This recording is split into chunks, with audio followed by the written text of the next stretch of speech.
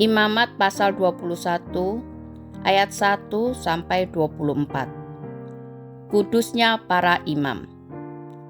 Tuhan berfirman kepada Musa, "Berbicaralah kepada para imam, anak-anak Harun, dan katakan kepada mereka, seorang imam janganlah menajiskan diri dengan orang mati di antara orang-orang sebangsanya, kecuali kalau yang mati itu adalah kerabatnya yang terdekat, yakni ibunya, ayahnya, anaknya laki-laki atau perempuan, saudaranya laki-laki, saudaranya perempuan yang masih perawan dan dekat kepadanya karena belum mempunyai suami.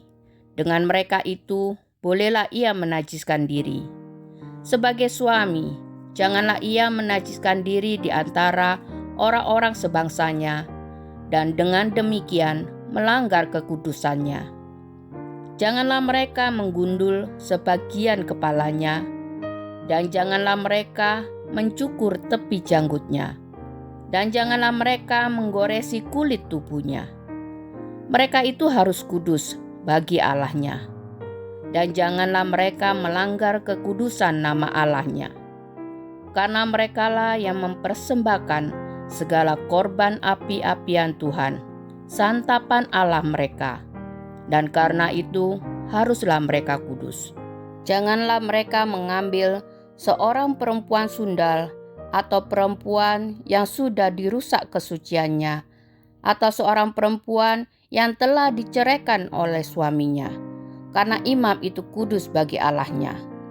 Dan kamu harus menganggap dia kudus, karena dialah yang mempersembahkan santapan Allahmu. Ia harus kudus bagimu, sebab Aku, Tuhan, yang menguduskan kamu adalah kudus. Apabila anak perempuan seorang imam membiarkan kehormatannya dilanggar dengan bersundal, maka ia melanggar kekudusan ayahnya, dan ia harus dibakar dengan api. Imam yang terbesar di antara saudara-saudaranya, yang sudah diurapi dengan menuangkan minyak urapan di atas kepalanya, dan yang ditabiskan dengan mengenakan kepadanya segala pakaian kudus, janganlah membiarkan rambutnya terurai, dan janganlah ia mencabik pakaiannya. Janganlah ia dekat kepada semua mayat, bahkan janganlah ia menajiskan diri dengan mayat ayahnya atau ibunya. Janganlah ia keluar dari tempat kudus, supaya jangan dilanggarnya kekudusan tempat kudus Allahnya. Karena minyak urapan Allahnya yang menandakan bahwa ia telah dikhususkan ada di atas kepalanya. Akulah Tuhan.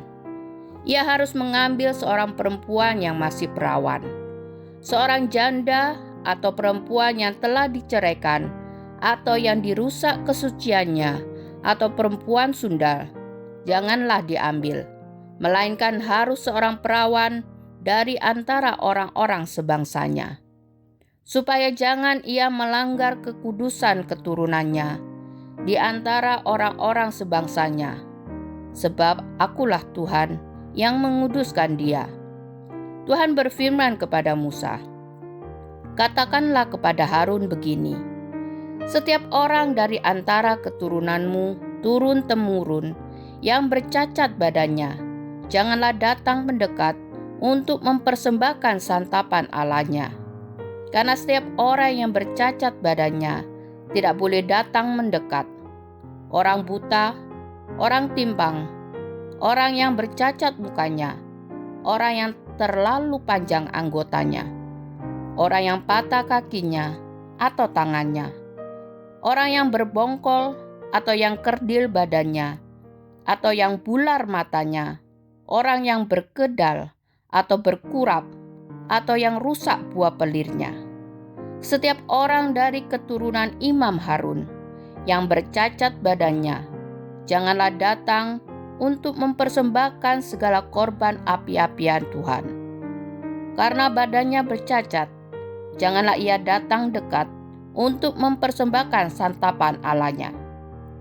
Mengenai santapan Allahnya, baik persembahan-persembahan maha kudus maupun persembahan-persembahan kudus boleh dimakannya.